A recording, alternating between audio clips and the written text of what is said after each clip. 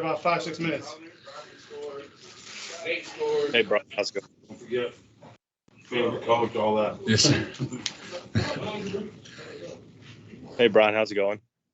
Hey, I'm good. How are you? Doing good. Hey, Dalton Penn's Cardinal Sports Zone.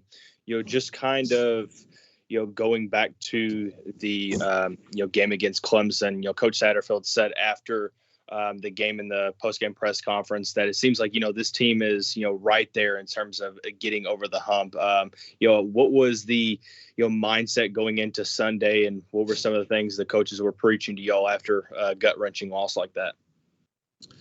Yeah, a loss like that's definitely tough. The feeling around the locker room and what the coaches were saying, it was everybody knew we just had to finish better, and we've known we had to do that all season, and we just haven't been able to get over that hump yet. And we know we're so close, but what we were talking about Sunday was, each individual player and coach and everybody on staff just needs to find that extra little thing that can get us over the hump and make us better to where we can finish and get those wins like we know we can. So, and then a quick follow-up to that, when Malik goes down in the third quarter of that, and you have a guy like Evan Conley come in, Caleb mentioned after the game that there was a little bit of it was a little bit nerve-wracking to lose Malik. Obviously, you hold your breath for him, but do you change your approach on the offensive line when you have a less mobile quarterback like Evan coming in?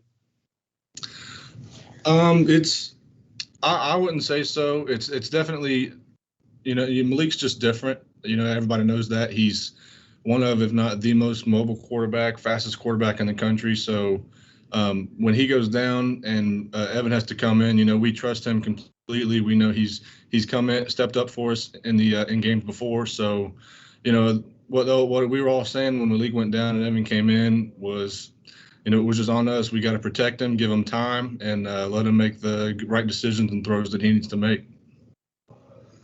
Hey, Bryan, Matt McGavick with Sports Illustrated. Obviously, Clemson has a lot of NFL caliber type guys in the front seven. And having faced a team like that and then going up against a Syracuse team who maybe doesn't have quite NFL caliber talent, but has a lot of guys who have been really productive in getting in the backfield. Having faced Clemson, does that kind of prepare you to face a Syracuse defense who is maybe just as aggressive? Absolutely. Clemson throws a lot at you for sure. And I think Syracuse does a lot of the same things in that perspective. So facing a team like Clemson definitely helps us. And, for those that played and just being able to see those looks and those type of players do give all those pressures and all the different blitzes that they have from those type of players, it definitely helps us be prepared for whatever comes next. And that's Syracuse, and like I said, they do some of the same things, and they like to bring pressure and all that stuff. So, it definitely helps us prepare for that. Hey, Bryan, Cameron with the Courier Journal. Sorry if you were asked this, I was a little late, but I know obviously you started at center on Saturday. Just what was I know you play all over the line, but the start at center, what was that like for the whole game against Clemson? Yeah, it was awesome for me. I was really excited about it. Been preparing for it. Really every week I'm prepared to play and start wherever they need me. And this week that was center. And I'd started at center.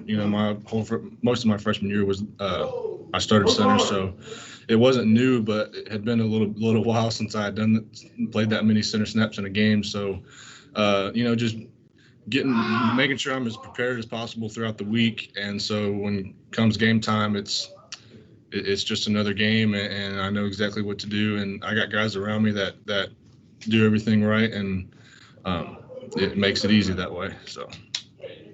And you guys have had a streak of running for over 200 yards for dating back to the Wake game, despite playing NC State and Clemson, two really good fronts.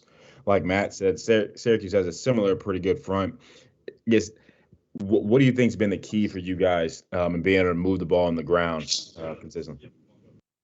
Yeah, I think all five guys that are on the field, just every snap, communicating, being on the same page, all of us being prepared and knowing what to expect for every front, every snap, for every play. I think that's been huge for us, and we've been able to be consistent with that, and it's shown on the field. So we just got to keep that up. Good. Good deal. Thank you.